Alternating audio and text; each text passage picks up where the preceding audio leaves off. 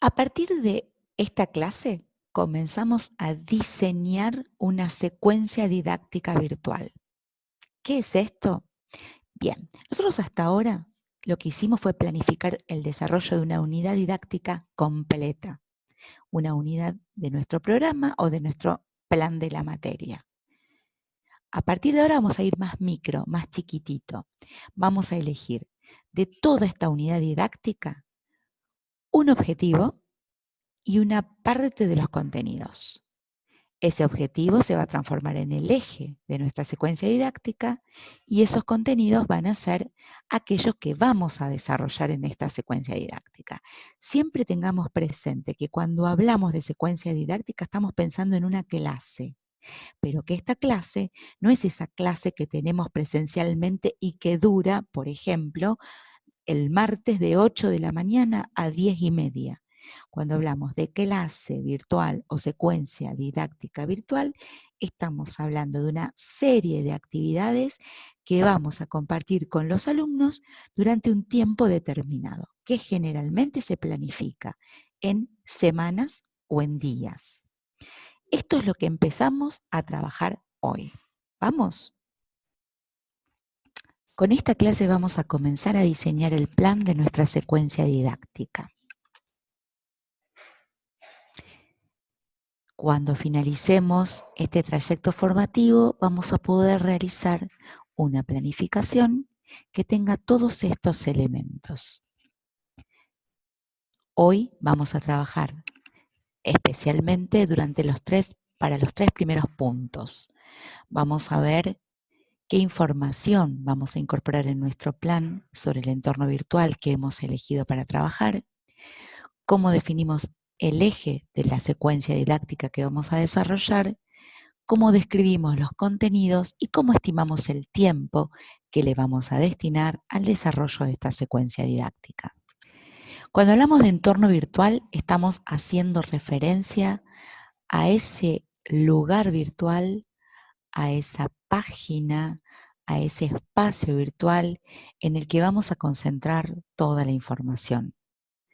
Si bien vamos a poder utilizar un montón de aplicaciones y recursos digitales y vamos a poder asignarle a los alumnos actividades de todo tipo utilizando muchísimas herramientas diferentes, todas estas actividades, todas estas herramientas, todas las aplicaciones deben estar concentradas en un único espacio en donde el alumno pueda visualizar claramente qué tiene que hacer, en qué momento, con qué herramienta y bajo qué condiciones.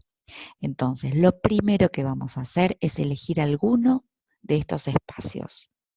Puede ser una plataforma educativa, como las que están mostradas en las imágenes: Camilo, Blackboard, Classroom, Caroline, Moodle, Office 365, lo que ustedes quieran.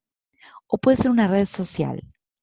Y a partir de esa red social como Facebook, Edmodo, Schoology, vos podés trabajar todas las aplicaciones, pero siempre linkeando a esa página todo lo que vayas a usar.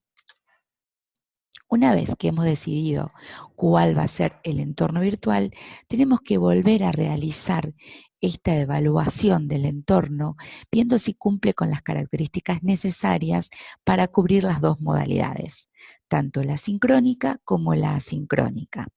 Y también tenemos que revisar si en este entorno virtual vamos a poder compartir información, proponer actividades, generar interacción y acompañar el proceso. Entonces, una vez que hemos elegido el entorno virtual, nos preguntamos si podemos hacer todo esto. Si podemos hacer todo esto, es el entorno elegido. Si no, deberemos elegir otro. Una vez que decidimos el entorno virtual, definimos el eje de la secuencia didáctica. Ya hemos trabajado en los ejes cuando definimos los objetivos de la unidad didáctica. Bien, ahora el eje es uno de esos objetivos. Y los contenidos también son parte, es una sección, un grupo de los contenidos que también ya hemos seleccionado para la unidad didáctica. Por lo tanto, el eje de la secuencia didáctica es uno de los objetivos que ya planificamos. Lo elegimos y lo transcribimos. Los contenidos de mi secuencia didáctica serán una parte, un subgrupo de los contenidos de la unidad didáctica que ya hemos seleccionado. Entonces, una vez que definimos el eje de la secuencia didáctica, es decir, de qué vamos a hablar, qué vamos a trabajar, recordando que cuando hablamos de secuencia didáctica, estamos hablando de lo que habitualmente denominamos clase, es decir, el desarrollo de un eje, algo que vamos a enseñar a los alumnos a través de una serie o grupo de actividades que le van a ayudar al alumno a acercarse a un conjunto de contenidos. Entonces, ese eje, ese qué de la clase, eso, qué vamos a enseñar en esta clase, que es el eje, y los contenidos que vamos a trabajar en esta clase, es lo primero que definimos. Una primer definición importante que también tenemos que tener a la hora de comenzar a diseñar nuestra clase o nuestra secuencia didáctica es cómo vamos a compartir esos contenidos, cómo vamos a trabajar con estas cuestiones que queremos enseñar a los alumnos para que los alumnos puedan acceder a esa información, a esos contenidos conceptuales, procedimentales, actitudinales que queremos enseñar. Entonces, primera gran pregunta que tenemos que contestar después de haber planificado eje y contenidos es ¿cómo vamos a compartir esos contenidos? Para compartir los contenidos vamos a tener siempre dos formas. La modalidad sincrónica, que es aquella, como hemos visto, en la que alumnos y docentes comparten en tiempo real la clase, y la modalidad asincrónica. En modalidad sincrónica nosotros tenemos dos maneras de transmitir o de compartir contenidos. La clase online, que es la que habitualmente tenemos por Zoom, por Meeting, por Zipshi, por todas estas aplicaciones que nos permiten mantener videoconferencias, u otra manera que se está viendo ahora, que es la transmisión en vivo. La transmisión en vivo es un formato directo o vivo que se realiza a través de una red social en donde el docente está con sus alumnos, no tiene armada la clase con una secuencia predefinida en la que sabe que va a trabajar determinados contenidos, tiene armado un PowerPoint, tiene armado ciertas presentaciones visuales que van guiando la clase, sino que va hablando a medida que los alumnos van participando. Es una clase mucho más dialogada, tal vez más dinámica, más desestructurada, no sigue un hilo conductor y se produce a través de redes sociales. La preferida hoy para transmitir directos o vivos es Instagram. En modalidad asincrónica tenemos muchas diferentes formas de compartir contenidos con los alumnos. Una primer forma, que es la más tradicional de todas, es subir un archivo, un texto, algo que haya escrito alguien, un manual, un libro, un capítulo de un libro, subirlo y enlazarlo a nuestro entorno virtual. Un PDF, un Word, aquello que ustedes encuentren en la red o puedan escanear y subir. Algo diferente, parece lo mismo pero no lo es la clase virtual. La clase virtual es un texto que no está en internet, no está escrito ya previamente, no es algo que el docente encuentra y comparte con los alumnos, sino que es un texto producido por el docente contenidista. Al respecto, tienen un material de consulta en el EVA que habla sobre cómo uno trabaja adecuadamente siendo docente contenidista, y en este punto vamos a trabajar la clase que viene. También tenemos las clases filmadas, que son videos o podcasts grabados por el docente, que por ejemplo es esto que ustedes están escuchando y viendo ahora. También tenemos tutoriales que podemos encontrar en la web o armar nosotros, en donde mostramos cómo se hace algo cómo se produce determinado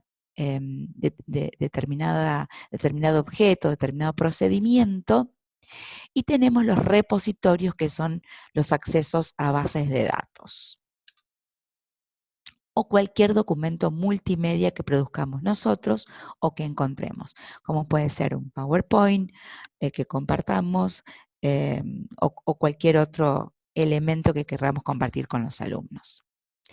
Lo necesario que hay que resaltar es que para que un contenido sea realmente parte de una secuencia didáctica, tiene que haber asociado a ese contenido una actividad. Es decir, yo no puedo publicar en la plataforma un montón de información y no asignarles a los alumnos algo para hacer con esa información. No puedo decir, lean todo esto. No, ¿qué tienen que resolver con esto que leen? ¿En qué actividad tienen que aplicar esto que yo les estoy proponiendo? Si no, no es un contenido de una secuencia didáctica, es meramente información que yo le aporto al alumno. Será material de consulta, pero no es contenido. Finalmente, tenemos que decidir cuánto tiempo nos va a llevar esta secuencia didáctica. Es decir, el desarrollo de este eje que yo he elegido y con estos contenidos, cuántos días o semanas me va a llevar desarrollarlo. Recordamos que nosotros en educación virtual no medimos la clase en horas, sino que la medimos en días o en semanas, porque la clase virtual reúne todas las actividades que van a hacer los alumnos durante un tiempo. Y nosotros no podemos medir en horas esa actividad, sino que establecemos un tiempo de inicio, un día de inicio y un día de finalización de todas las actividades que vamos a realizar en esta clase. Y esas actividades incluyen compartir contenidos, realizar actividades e interactuar con los alumnos.